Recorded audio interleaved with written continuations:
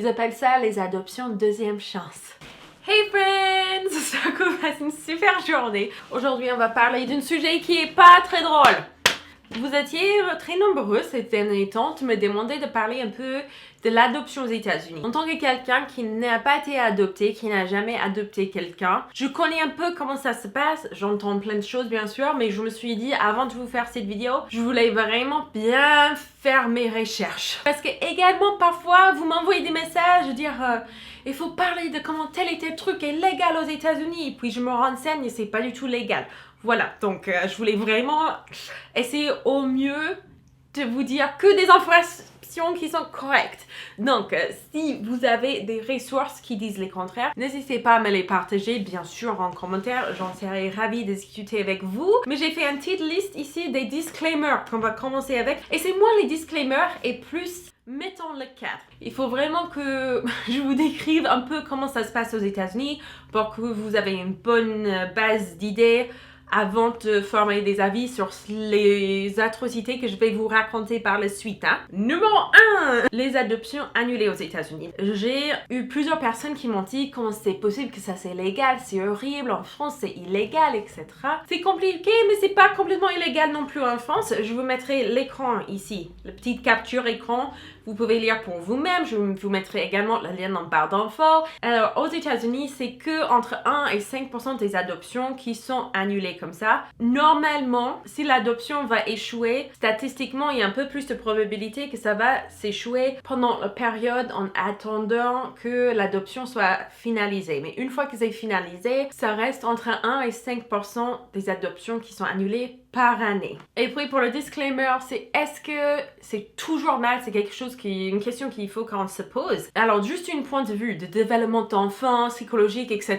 Évidemment, niveau de développement, c'est pas bien pour l'enfant, mais il y a des situations où c'est la meilleure option parmi les pires options, si ça a du sens. Donc, je trouve que personnellement, c'est très important qu'il y ait une option légale pour que ces enfants puissent sortir. Évidemment, c'est horrible, ça c'est 100% la responsabilité de la famille, ça c'est leur problème, ça vient pas de l'enfant le problème, on est d'accord, et que c'est horrible qu'ils vont faire ça à un enfant, mais en même temps il y a le camion poubelle qui arrive, j'espère que vous m'entendez toujours aussi bien, mais je trouve que c'est très important qu'il y a un recours légal pour que ces enfants puissent retrouver des familles qui sont un peu plus saines et que les parents soient pas poussés à un point de desperation qui vont tuer l'enfant, les laisser sur le côté de la rue ou mille d'autres choses qui sont horribles quoi. Parce que parfois on voit que quand les gens ils ont des enfants et ils s'en occupent des enfants donc ils n'ont pas envie de s'en occuper,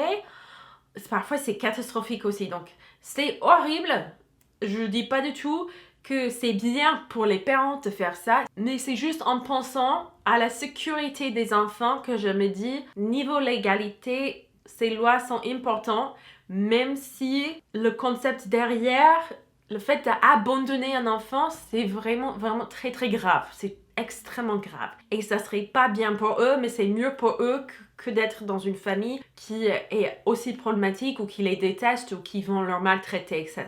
C'est juste deux options absolument affreuses et horribles, mais parfois pour certains enfants, et c'est extrêmement triste, ce sont les seules options qui leur sont disponibles. Mais c'est pas qu'aux États-Unis, ça existe et ça arrive en France aussi. Il y a des options, des recours légaux qui sont disponibles pour les parents qui souhaitent abandonner leurs enfants adoptés. Numéro 2, la petite mise en scène pour que vous compreniez mieux ce que je vais vous raconter par la suite, les atrocités dont vous allez entendre.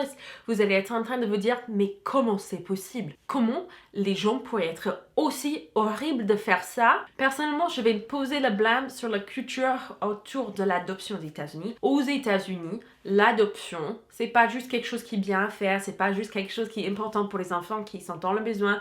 C'est vraiment très, très glorifié. On est arrivé à un point où on a fait comprendre à la majorité des gens que, voilà, un enfant adopté, c'est autant ton enfant qu'un enfant qui était né par toi-même, par tes voix corporelles. Je sais pas comment je vais raconter ça. Est-ce que j'efface cette scène et je le refais ou je le laisse? Je crois que je vais le laisser.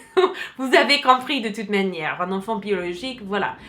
Donc dans la culture populaire, maintenant, je dirais la majorité des gens, ils ont compris, ils ont accepté ça, ce qui est génial. Mais il reste vraiment très forte cette glorification, comme tous les parents qui vont adopter un enfant, ce sont forcément les parents qui sont pas du tout égoïstes, ce sont des parents qui voulaient sauver un enfant et parfois c'est très très problématique parce que ça attire souvent des personnalités qui tirent vers les problèmes de narcissisme. Évidemment, gros disclaimer, il y a des parents qui adoptent qui ont vraiment des intentions qui sont pures, qui adorent les enfants, qui ont toujours senti qu'ils étaient appelés de faire ça, qui veulent ce qui est le meilleur pour l'enfant, peu importe ce que c'est comme finalité. Et puis vous avez des personnes qui sont attirées par cette gloire, cette attention, bienveillance envers les parents adoptifs qu'on a aux États-Unis dans cette truc où vous êtes un sauveur des enfants si vous adoptez, etc. Et ça attire du coup les personnes qui sont narcissistes, qui veulent que l'attention soit complètement sur eux. Et quand ça n'arrive pas, vous allez voir les conséquences un peu plus tard dans cette vidéo.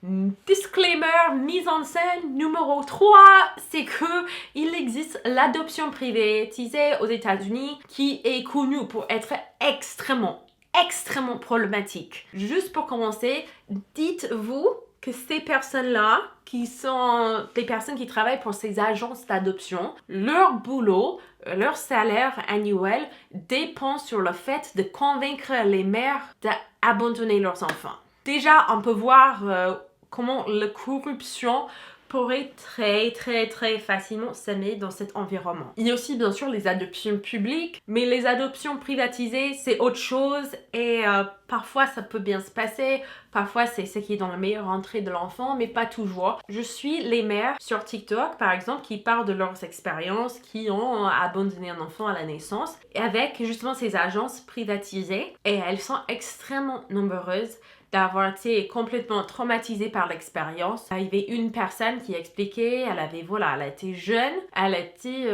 pas riche, elle voulait considérer toutes ses options pendant la grossesse, donc quand elle a appelé les agences pour se renseigner, pour savoir comment ça se passait, elle disait ce que le public il ne voit pas, c'est que derrière ces agences, vous avez toute une équipe de professionnels qui sont là pour essayer de vous convaincre, pour vous expliquer pourquoi vous serez complètement nul comme mère, pour vous sortir les statistiques sur pourquoi votre enfant va échouer dans la vie s'il reste avec toi. Et ils te donnent pas par contre les statistiques à l'envers sur comment ça se passe pour les enfants qui sont adoptés. Les enfants adoptés qui ont les taux de suicide bien plus élevés que les enfants biologiques, etc.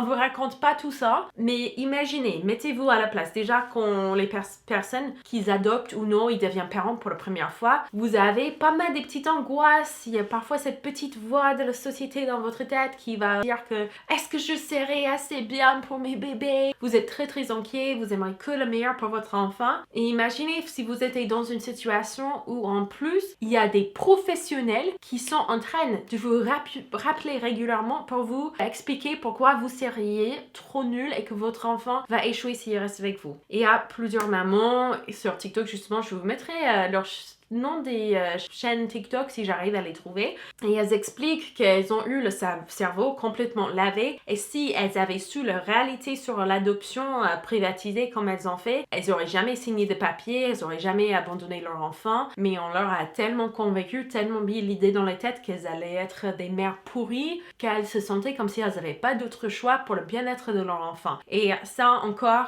c'est pas toutes les adoptions, on parle ici des adoptions privatisées et c'est pas non plus toutes les adoptions privatisées, mais il faut savoir que ces organisations, ces agences, leur salaire dépendent littéralement sur le fait de convaincre ces jeunes mères qu'elles seront nulles, qu'elles ne méritent pas leur enfant, etc.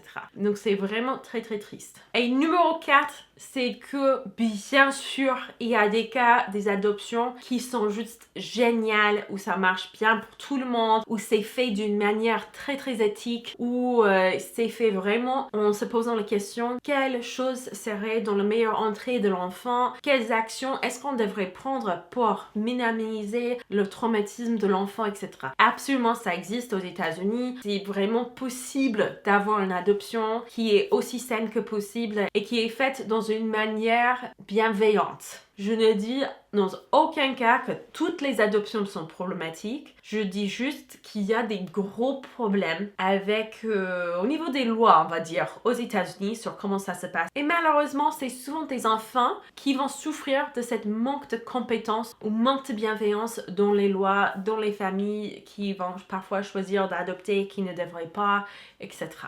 Parlons des problèmes! Ce qu'il faut savoir, c'est qu'aux États-Unis, il y a certains États où vous avez juste besoin de signer un papier ou faire signer un papier par une autre personne si vous aimeriez qu'eux ils prennent le garde de votre enfant. Mes parents, quand j'avais vers 15-14 ans, j'avais une super bonne copine. Je vous avais déjà raconté un peu son histoire dans la vidéo sur mon lycée américain. Cette copine a été battue régulièrement par sa mère. Sa mère la négligeait complètement. Elle vivait vraiment dans un état pitoyable. Ma copine, elle s'est enfuie plusieurs fois parce qu'elle a essayé de dire aux adultes autour d'elle, s'il vous plaît, aidez-moi, ma mère me bat, je me sens pas en sécurité avec elle. Parfois, elle s'est enfuie parce qu'elle se sentait plus en sécurité en dormant sur les bancs dans les parcs public à Las Vegas que chez sa mère. Voilà, pour vous donner une idée d'à quel point elle était désespérée. Bref, elle était adorable. Et mes parents, du coup, ils ont contacté sa grand-mère qui avait la garde de cette fille. Ils ont parlé pour éventuellement l'adopter juste pour lui donner une maison stable et en sécurité en attendant qu'elle finisse le lycée. Ils ont eu tous les documents qui leur ont été préparés pour que mes parents adoptent cet enfant, cette copine à moi. Il aurait tout simplement signé un papier, que le grand-mère signe le papier, que mes parents le signent également. La grand-mère, elle avait tout préparé avec un avocat et tout. Mes parents, ils allaient pouvoir prendre le garde juste comme ça en signant un papier. Finalement, la grand-mère, elle a eu un coup de mal au cœur parce que c'est sa fille quand même. Et sa petite fille, elle voulait vraiment leur donner une dernière chance. Ça, c'est d'ailleurs assez mal passé.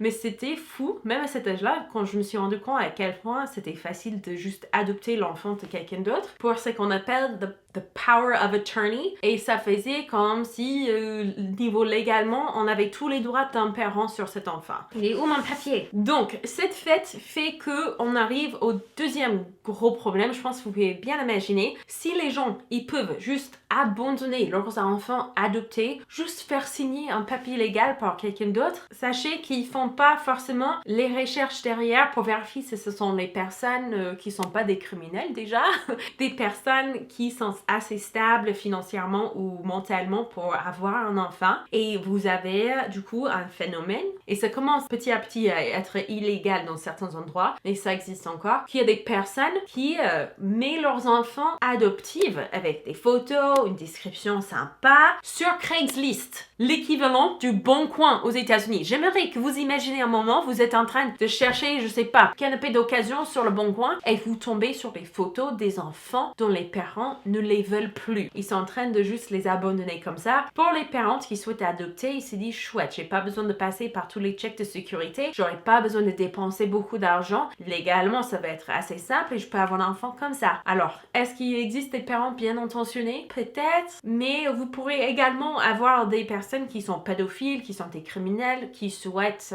avoir leur propre petit esclave, qui vont adopter ces enfants. C'est extrêmement problématique. Et du coup, dans certains États, maintenant, il est illégal de faire la publicité pour essentiellement donner ou vendre votre enfant sur Internet, votre enfant adoptif ou biologique. C'est pas légal de faire le pub sur ces plateformes gratuites. Mais il y a certains États où ça reste encore légal et ça arrive et c'est vraiment horrible. Il y a même des groupes Facebook entiers qui sont dédiés à retrouver les maisons pour les enfants où les parents adoptifs ne les veulent plus. Ils appellent ça les adoptions deuxième chance. Et au départ, tu pourrais te dire, ouais, mais parfois, peut-être l'enfant a des traumatismes, les parents qui les ont adoptés n'étaient pas prêts. Bon, dans ces cas-là, vous adoptez pas un enfant. Si vous n'êtes pas prêt pour leur aider ou payer pour les thérapies et tout ça, vous faites pas. Mais bref, c'est déjà fait, le mal est fait. Mais quand j'étais en train de lire les descriptions de ces enfants, vous avez juste envie de vomir.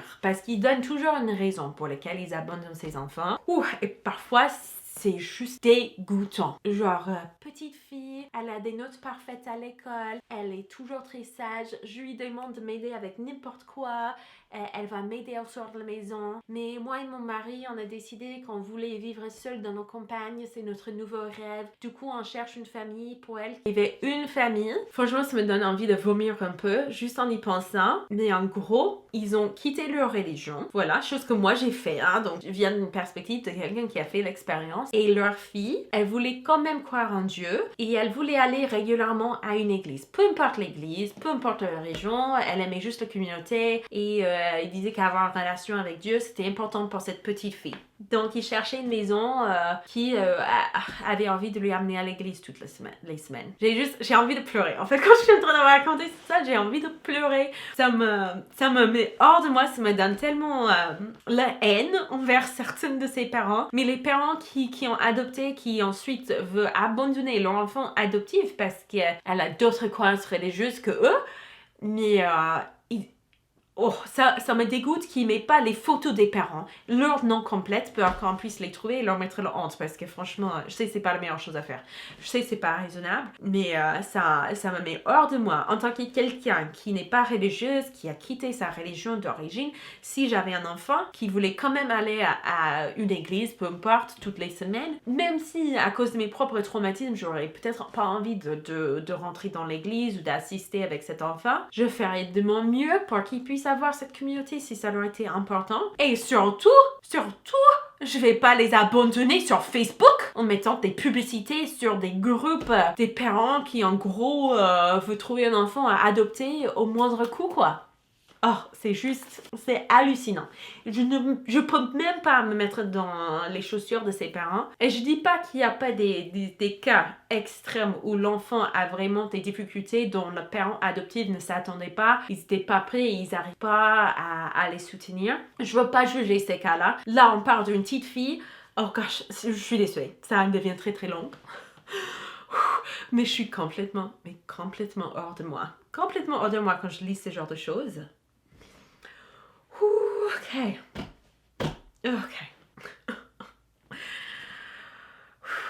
Alors, ça devient illégal dans certains États. Mais c'est pas la réadoption qui est illégale, c'est le fait que les parents font la publicité sur Internet. Donc, il y a des agences dans certains États qui, eux, ils vont se faire l'argent en trouvant des nouvelles maisons pour ces enfants adoptés, des deuxièmes maisons, etc.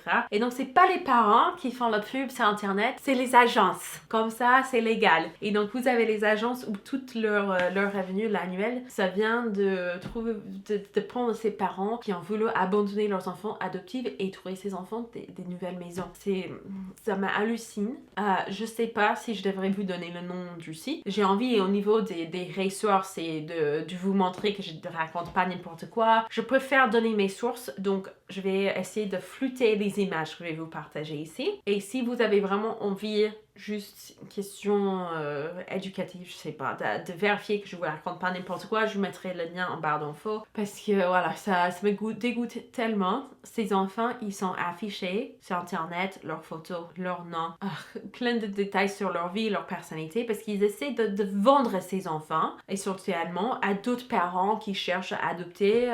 Et c'est vraiment super grave. C'est juste tellement triste, je sais pas. Moi, je me dis peut-être la meilleure solution, si jamais un parent doit vraiment abandonner leur enfant, c'est que l'enfant va aller du coup à l'État qui va s'en occuper pour qu'il n'y ait pas cet intérêt de se faire un maximum de fric sur le dos des enfants derrière. Juste pour vous donner une petite idée de l'argent que ces personnes y font sur la misère de ces familles, les agences privées, regarde ces prix-là, entre 30 000 et 40 000 $ pour adopter un enfant.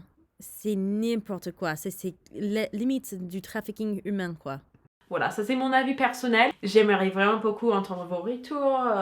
C'est que vous pensez que c'est la meilleure chose à faire. Mais moi, je pense que faire le pub pour les enfants sur Internet, pour pouvoir se débarrasser, c'est extrêmement malsain. Et sachez que ces parents-là, ils sont préparés pour abandonner leur enfant adoptif. Et comme ils passent par cette agence, l'enfant sait qu'ils vont être abandonnés. Et en attendant de trouver des parents, des deuxièmes parents adoptifs, ils vivent avec les parents qui vont les abandonner. Genre, niveau malsaine, il n'y a pas pire. C'est pour ça que je pense peut-être les donner à l'État par la suite. Comme ça, ils vont aller dans un système et ils vont pas continuer à rester chez les gens qui sont narcissistes, égoïstes et complètement malsaines. Voilà, c'est juste... Ah, je suis hors de moi, je suis désolée. Je me suis dit avant de commencer cette vidéo de ne pas entrer dans l'émotion et d'essayer de rester neutre, juste vous donner les faits, mais ça va pas être possible, ok? Ça va pas être possible. Mais vous voyez des enfants, des photos là, qui ont 3-4 ans, qui sont absolument adorables, ils décrivent toutes leurs qualités. Elle adore chanter, elle adore les animaux, elle est très attachée à ses frères et sœurs. Et je suis là genre, elle est très attachée à ses frères et sœurs, vous allez l'abandonner, mais qu'est-ce qui vous passe par la tête? Qu'est-ce qui vous passe par la tête? Et pour moi, la chose qui est un peu le signe que les parents, ils ont peut-être un problème avec le narcissisme, pour certains, peut-être pas tous, mais certains, c'est les parents qui disent que tout va bien avec cet enfant est nickel, mais l'enfant leur montre pas assez d'amour. L'enfant leur montre pas assez de reconnaissance. L'enfant leur montre pas qu'ils sont assez attachés. Ça, c'est tout possible de résoudre avec de la thérapie. Ça, c'est juste le seul problème qu'on a ici avec cet enfant, c'est que on n'arrive pas vraiment à s'attacher, il s'attache pas vraiment à nous. Il y a des thérapeutes qui peut aider avec ça. Ça, c'est très, très possible. Oh my gosh, je vous dis, hors de moi, hors de moi. Ça, c'est pas quelque chose... Et même, disons que l'enfant s'attache jamais à vous, l'enfant vous montre pas trop d'amour. Vous avez signé des documents légaux, c'est votre enfant, l'enfant est votre responsabilité. Quand vous êtes un parent adoptif, votre devoir est d'aimer l'enfant et leur donner un environnement sécurisé. L'enfant ne vous doit rien. C'est un enfant que vous avez choisi d'adopter et cet enfant ne vous doit absolument rien du tout. Ces parents-là qui abandonnent les enfants parce que voilà, l'enfant leur donne pas assez d'attention, les aime pas assez ou ils sont pas attachés. Pour moi, c'est ouf, je vous avais dit, émotion, on va se calmer Patricia, on va se calmer. Oh my gosh, I can't believe it. Je peux littéralement pas y croire, c'est tellement horrible cette histoire. Et ces parents-là, ils méritent d'être sur les listes, d'être blacklistés pour qu'ils puissent plus jamais adopter d'autres enfants. Parce que, oh ouais, je vous avais pas raconté la meilleure partie de ces petites histoires. Donc parfois, le problème, ils veulent plus cet enfant, ils veulent les abandonner et ils disent échange possible, genre eux ils sont peut-être prêts si vous aussi vous avez un enfant que vous aimeriez abandonner, les échanger. Ou ils sont sur les posts sur Facebook quelques semaines plus tard après d'avoir abandonné leur enfant adoptif en cherchant un autre. Mais, oh my gosh, it's so bad, you guys. It's so bad. Le niveau de narcissisme, le niveau de problème dans les têtes de ces gens, j'arrive pas à comprendre. J'arrive simplement pas à comprendre. Encore un truc très problématique que vous allez voir, c'est un phénomène que je déteste et qui a un lien justement avec cette idée d'abandonner les enfants adoptés et tout ça, c'est que ça devient populaire. Il y a des influenceurs qui mentent parce qu'ils adoptent un enfant, ils montrent leur enfant et vraiment parfois c'est fait d'une manière absolument dégoûtante, genre regarde, on était une famille tellement gentille, tellement chrétien, on a adopté ce bébé noir et on l'a sauvé de son pays dégoûtant en Afrique. Tu vois, des trucs, c'est hallucinant et ils montent en vue, ils font des tonnes de vues et vraiment toutes leurs pages, ils déhumanisent presque l'enfant, ils les objectifient en faisant un maximum de fric sur le dos de cet enfant et toute leur brand, toute leur marque, c'est regarde, je suis une sauveuse d'enfants. J'ai sauvé cet enfant de ce pays horrible d'où il vient. Et c'était irrespectueux déjà envers le pays d'où il vient. Cet enfant va absolument avoir des traumatismes par rapport à l'effaçure, comment tu dis ça en français, de son identité, ses origines, que ses parents, ils dénigrent autant ses origines. C'est juste méga malsain, cet enfant, ils vont avoir des problèmes. En plus d'être affiché de partout sans leur consentement, c'est vraiment juste dégoûtant. Vous avez certainement vu le cas de Micah Stauffer qui a fait toute sa marque sur le fait que c'était une mère adoptive et plein de ses vidéos c'était clairement dans leur objectif de montrer à quel point elle était bien d'avoir sauvé cet enfant qui était tellement difficile mais elle était là pour son enfant et finalement elle a fini par le donner à une autre famille Et quand vous lisez la vidéo explicative, c'est vraiment... c'est pas cool du tout. D'ailleurs, heureusement, sa chaîne était cancelled par la suite. Les gens, en général, ils ont été tous tellement dégoûtée par la situation. C'était un petit garçon, en gros, qui avait des soucis médicaux. Elle a dit au centre d'adoption en Chine qu'ils étaient très très ouverts à un enfant qui avait des soucis, des problèmes comme ça, et elle a accepté, il n'y a pas de souci. Et finalement...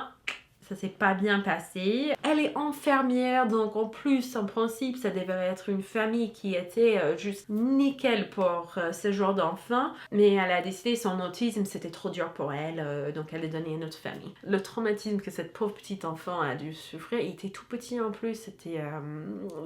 Je vous laisse aller regarder un peu sur elle sur internet. Je pense que je décris pas forcément de la bonne manière là, mais elle était globalement cancelled, annulée par beaucoup de ses abonnés parce que c'était vraiment dégoûtant leur façon de faire. C'était grâce à cet enfant qu'elle vivait dans une énorme maison. C'était grâce à cet enfant qu'elle avait autant de partenariats et tout ça. Et puis vous avez également Nikki Phillippi, où j'étais pas d'accord avec pas mal de ses avis, mais parfois c'est bien de suivre les gens même s'ils sont pas d'accord avec nous. Et elle a commencé à parler avec son expérience sur l'adoption à l'international. Je trouvais ça très très intéressant. Je suivais...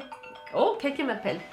Pardon. Excusez-moi, c'était un appel pas important en plus. Non, on revient. Donc, Nikki Phillippi, je commençais à suivre son aventure d'adoption. Parfois, elle disait des choses qui étaient un peu controversées. Mais elle semblait assez ouverte d'esprit quand les gens lui corrigeaient dans les commentaires pour dire « Ah, en fait, ça, c'est un peu malsaine comme ça » ou « C'est pas comme ça qui sera le mieux pour les enfants. » Tout ça, tout ça. Donc, pas trop mal jusqu'à présent. Et ça leur a pris longtemps. Ils ont dépensé des dizaines de milliers de dollars, ok, dans cette adoption jusqu'à présent. Ils étaient refusés par pas mal des agences. Certains pays entiers leur ont refusé et tout. Ils étaient très frustrés. J'avais la peine pour eux parce que je croyais que c'était juste sincère. C'était une envie d'avoir un enfant.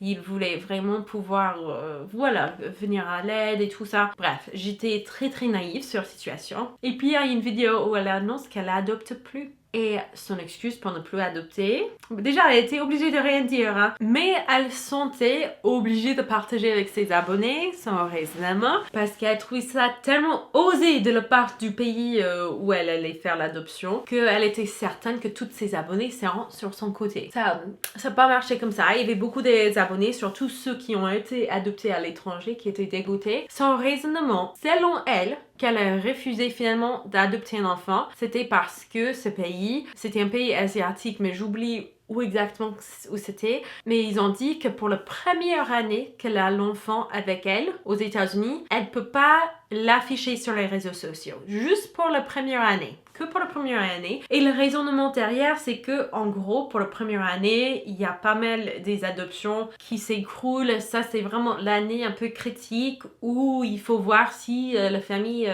ça va vraiment fonctionner et tout. Et donc, comme l'enfant est peut-être pas légalement 100% à elle la première année, ils doivent signer des papiers disant que l'enfant ne serait pas affiché sur les réseaux sociaux pour la première année. C'est même pas qu'elle peut pas en parler, qu'elle peut pas montrer des photos de ses petites mains ou autre, mais voilà, les visages, il faut que ça soit pas sur les réseaux sociaux. Et elle était là, mais je gagne ma vie ainsi. C'est impossible. Comment ils ont osé demander ça? C'est dégoûtant. C'est comme si c'était même pas mon enfant si je peux pas l'afficher. Déjà, elle avait passé plus d'1 an à essayer de faire cette adoption. Ça a échoué plein de fois. J'étais vraiment tout de cœur avec elle. J'avais la peine qu'elle n'arrivait pas. Et finalement, j'étais genre, ah ouais, peut-être les autres pays qui ont refusé, peut-être ils avaient une bonne raison. Et puis finalement, ah mais on peut pas l'afficher sur les réseaux sociaux. Bah alors à quoi ça sert d'avoir un enfant si on peut pas les afficher? C'est mon boulot quand même.